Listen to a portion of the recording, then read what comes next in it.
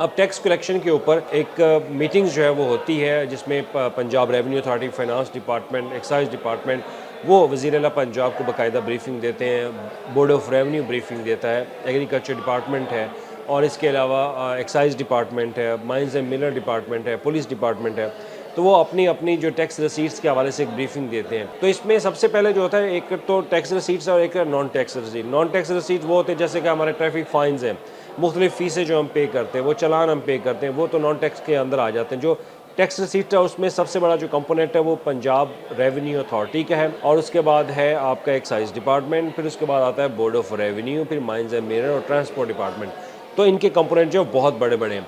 तो इसके लिए टैक्स कलेक्शन के लिए हुकूमत को जो प्रोजेक्शन हुई है उसमें कहा ही जा रहा है कि 100 अरब रुपए से ज़ायद का शॉर्टफॉल जो है वो हो सकता है। उस शॉर्टफॉल को हल करने, उसको मुकम्मल करने के लिए, उस खसारे को दूर करने के लिए हुकूमत ने फ़ैसला किया है कि अब पीरा फोर्स को मैदान में उतारा जाएगा।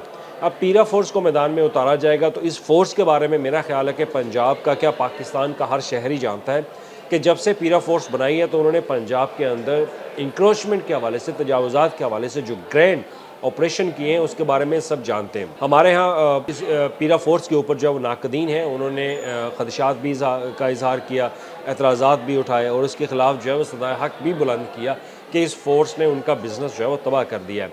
लेकिन अब यही फोर्स जो है वो अब टैक्स कलेक्शन के लिए आपकी दुकान के बाहर खड़ी होगी, आपके होटल्स के बाहर खड़ी होगी, आपके रेस्टोरेंट के बाहर खड़ी होगी, आपके प्लाजे के बाहर खड़ी होगी, और वहाँ आएगी और आपकी टैक्स कलेक्शन जो है वो होगी।